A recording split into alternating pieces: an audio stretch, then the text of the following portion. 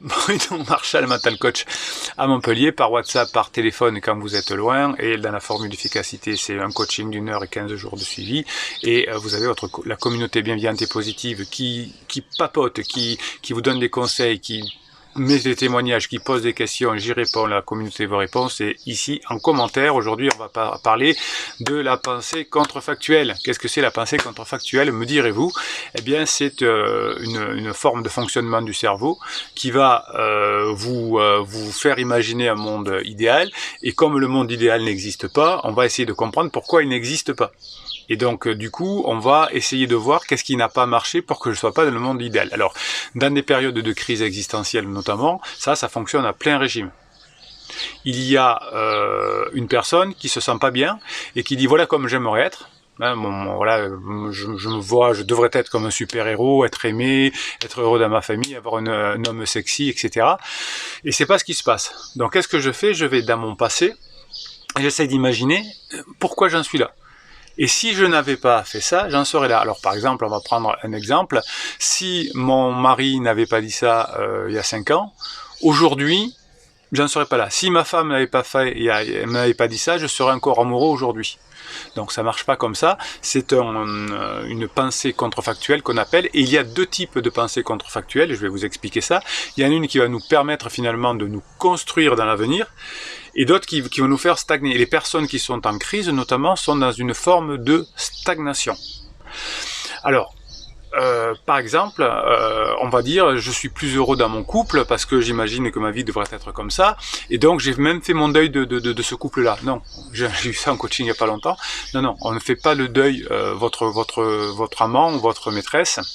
Il n'a pas fait le deuil de sa relation, il dit j'ai fait le deuil de mon mari, on est encore ensemble, mais ça va se terminer, etc. Non, pour faire le deuil, il faut que la relation soit terminée, qu'on soit séparés, qu'il y ait un temps qui se soit passé, et on fait un deuil comme ça. On ne fait pas le deuil d'une personne qui n'est pas encore décédée, on dit ah je fais mon deuil, je vais la perdre. Non, tant qu'elle est là, et même des fois après, on a du mal à faire le deuil.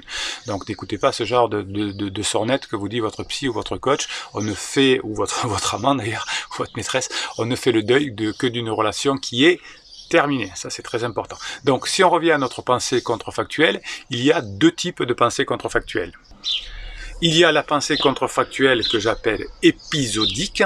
Alors, dans le cerveau, qu'est-ce qui se passe dans celle-là? C'est celle qui mobilise dans le cerveau le gyrus singulaire postérieur et aussi le préfrontal, mais pas la partie qui nous intéresse le plus dans le préfrontal, puisque c'est le préfrontal médian, ainsi bien sûr que l'hippocampe. C'est-à-dire que cette épisodique, cette contrefactuelle épisodique, va mobiliser le réseau par défaut. C'est celui qui nous fait, comment dirais-je, qui nous fait méditer, qui nous fait cogiter, pardon, et qui nous fait ruminer. Je vais y arriver ce matin. Oui, parce que je tourne la vidéo un matin. Ah, je me suis trahi. Donc cette vidéo, Bruno, on se calme. Cette pensée contrefactuelle épisodique va nous faire des bêtises, parce que c'est celle qui est l'épisodique, celle qui est pensée sur nous-mêmes. Hein. C'est pas un monde meilleur en général, c'est mon mode meilleur. Et donc, parce que je ne suis pas dans ce monde meilleur, je vais accuser d'autres choses. Hein. C'est le principe de la crise où je fais beaucoup de contrefactuel épisodique, c'est que j'utilise beaucoup mon hippocampe, hein, c'est-à-dire le réseau par défaut. Et donc forcément, comme j'ai pas la partie la plus réfléchie du cerveau, qu'est-ce qui va se passer? C'est que je ne vais pas trouver les bonnes solutions. Je vais croire que les problèmes viennent de mon patron, de mon conjoint ou de mes enfants. Et donc je vais dire, et si c'était passé ça, et si c'était passé comme ça, et si elle faisait ça, et s'il faisait ça, eh bien ma vie serait meilleure. Donc comme il ou elle ne le fait pas, je vais essayer de trouver une relation pansement qui va me dire, qui va me le faire. Et ça dure qu'un temps, bien évidemment. Si vous voulez vous sortir de cette situation, vous pouvez utiliser ce que on appelle la pensée contrefactuelle sémantique. Ouais, je sais, vous l'aviez sur le bout de la langue, mais bon, voilà, je vous aide un petit peu. Donc la pensée contrefactuelle sémantique, elle va mettre en fonctionnement, en connexion, les faces latérales des lobes temporaux, donc ici et ici, hein, c'est-à-dire le cortex, ça va mettre en lien aussi avec le cortex occipital qui est derrière, et ce sont ces régions-là, hein, le cortex occipital plus les faces latérales ici, du préfrontal, des lobes temporaux. C'est là que on a la connaissance générale, la représentation des objets, etc. Donc si vous avez ces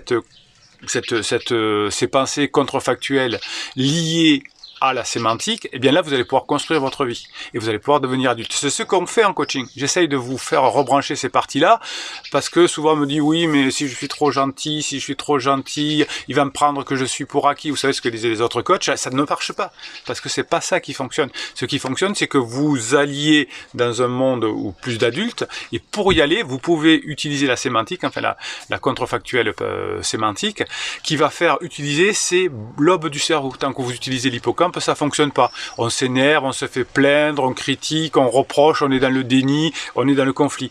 Et quand vous allez utiliser par ce contexte sémantique, vous allez utiliser les bonnes parties du cerveau là ici pour pouvoir trouver les solutions. Et c'est mon job de vous faire connecter pendant le coaching ces parties-là. Vous avez compris?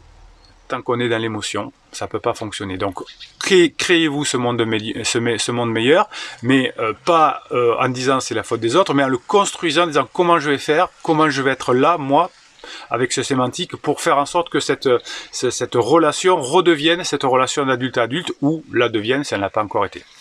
Voilà, je vous laisse réfléchir sur cette pensée contrefactuelle. C'est super important. Passer de l'épisodique à la sémantique. On y reviendra parce que c'est important. Je vous en parle souvent en coaching quand vous avez fait pour certains qui font plusieurs coachings, il faut être un peu plus évolué, bien évidemment. Mais c'est très très important que vous connectiez les bonnes parties de votre cerveau si vous voulez être bien dans votre vie, si vous voulez diminuer votre souffrance, si vous voulez récupérer votre job, la bonne relation avec votre patron, votre couple, vos enfants, etc.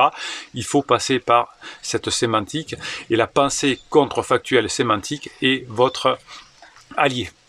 Ok, on a compris. Contrefactuel, sémantique. Allez, vous mettez vos commentaires, vos témoignages de tout ce que vous avez fait avec votre hippocampe qui vous a fait faire des interdits, des bêtises.